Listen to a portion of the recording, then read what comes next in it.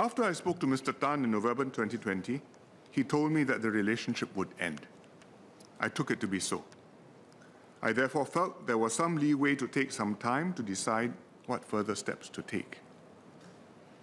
In this context, the possible actions that could have followed were, on the basis that the extramarital affair had stopped, I would have asked Mr. Tan to step down as Speaker sometime before the end of the term, but in a way which would reduce the public embarrassment to him and his family.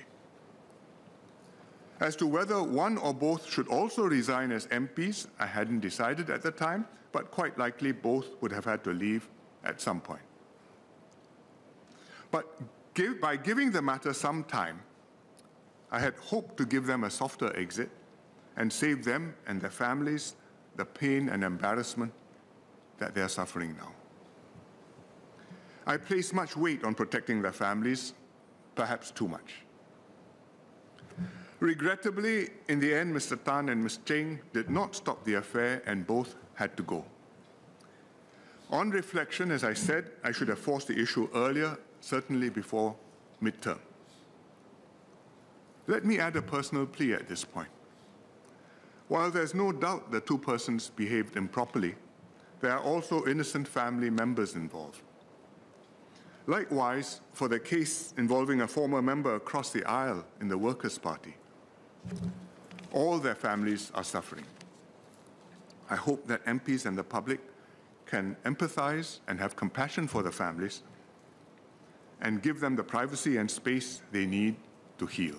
On the point of Raisa Khan, again, I was quite careful not to say anything which would get into the investigation per se, which is still ongoing. But the matter here is about the point the Prime Minister raised about sensitivity. The Prime Minister believes that it is appropriate to respond sensitively given the circumstances at hand. And the point I was making was we were dealing here with someone who said she had been raped. And I did not sense that sensitivity coming from the PAP at the time. And that's the point I was trying to make. On other matters, I think there'll be further questions from Workers' Party MPs. I may come in and follow up with more questions in due course. Thank you, Speaker.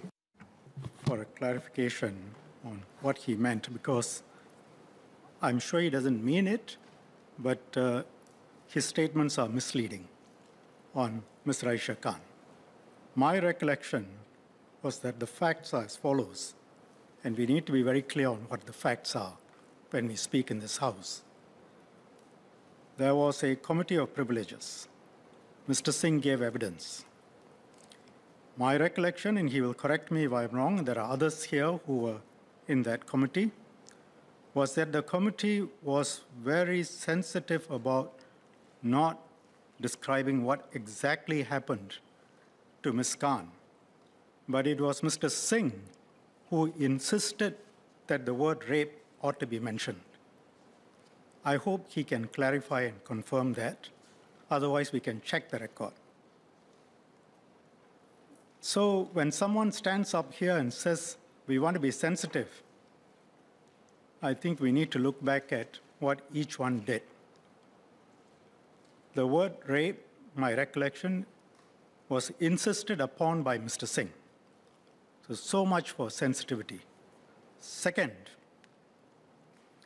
what was the point in relation to Ms. Khan? It was that in August, Mr. Singh, Ms. Sylvia Lim, and Mr. Manap were told by her that she had lied in Parliament. This is not about rape. This is not about sexual assault. This is about her lying in Parliament. She says Mr. Singh told her to take it to her grave. It was a serious matter, lying in Parliament, serious enough for her to be out of Parliament. September came, October came, she repeated the lie in front of Mr. Singh, and no correction. That was the issue. And thereafter, what happened? Mr. Singh, Ms. Lim, and Mr. Manap sat on a disciplinary panel to decide why Ms. Khan didn't tell the truth and sacked her. But if she was telling the truth that she had told them, which they admit they had been told,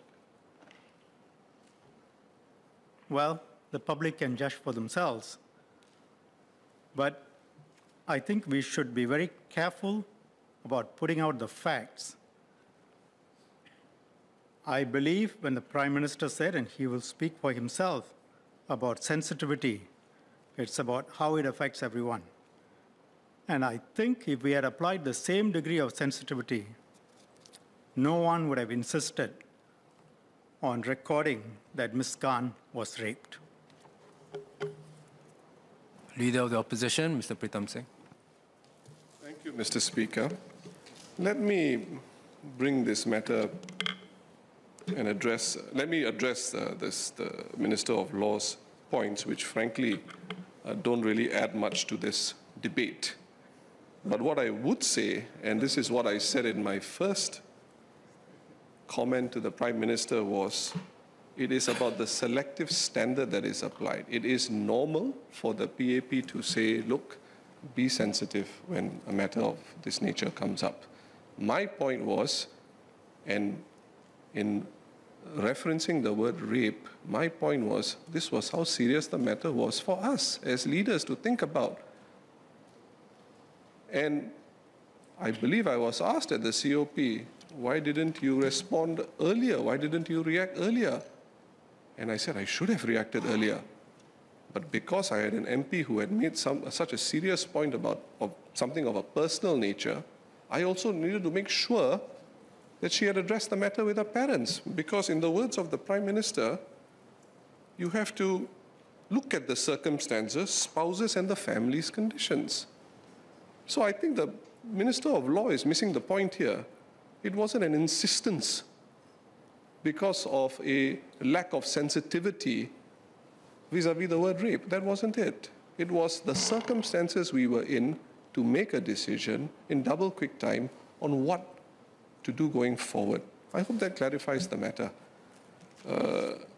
I'm not sure what the second clarification was from the Law Minister. If he can repeat it, I will deal with it. Well, I'll repeat both. On the first, I think the leader has missed the point. I believe the committee suggested that we don't need to expressly talk about rape. And Mr. Singh insisted on talking about rape. Not only that, he insisted on bringing in her mental condition. I think most observers felt a considerable degree of disquiet at this, that attacking a young lady on the basis of her mental condition and also insisting on putting on record that she had been raped. I think everyone could see why that was done. The second point was this. The serious issue was lying in Parliament and then lying again. And that had nothing to do with her sexual assault. She could have come up and said, I didn't tell the truth. And her seniors in the party could have advised her. That's a matter COP has gone into extensively, and it's a matter, some of it is now the subject of investigations. That's the point I'm making. Thank you, Speaker. Timely intervention, I must say. I think on the first point, I have stated the difference of opinion I have with the Minister of Law with regard to the use of the word and the reason why the word was important in the context of what the COP were investigating. On the second point about mental illness, this is a question of fact. This was communicated to us. We recorded it in our notes when she shared her condition, and I felt it was an important point for the COP to consider.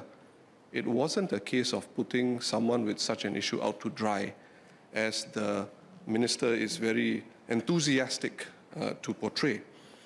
The second clarification about lying in Parliament, I think I dealt with this. It was really of why I didn't stand up when she repeated the lie. I had no confirmation as to whether she had dealt with the matter of her rape with her parents. And I wasn't going to stand up and call her out and say, no, these are the reasons why that lie had to be said. And I think I made that apparent to the COP. Pull up what the committee said. Since Mr. Singh has made reference to it, I think we should have on record what exactly happened. This is the Committee of Privileges record, I think 7294. This is Mr. Singh saying, this is where I think circumstances in my judgment were of such a nature that I was prepared to give the member time in view of her. Again, I repeat what you said earlier. I used the word, and he said rape, but the committee in its record changed it to sexual assault and put it in square brackets. Earlier, because this was the word Ms. Raisha Khan used when she described herself, but if chair and the committee would want me to use sexual assault, I'm happy to use that word. I just used that word meaning rape because that was the word Raisha Khan used. In addition, Ms. Khan had told the DP on 29 November that while her therapist had said that she might have symptoms of PTSD, she clarified that this was not something she was going through. Mental health issues have to be approached with sensitivity. She expressed concern that using a person's mental health to discredit them, as Mr. Singh and Ms. Lim had done, would set back the movement to progress mental health awareness and support. Attributing such labels on people would discourage them from asking for help when they needed it. And so on the record is also expert testimony that Ms. Khan didn't have those issues.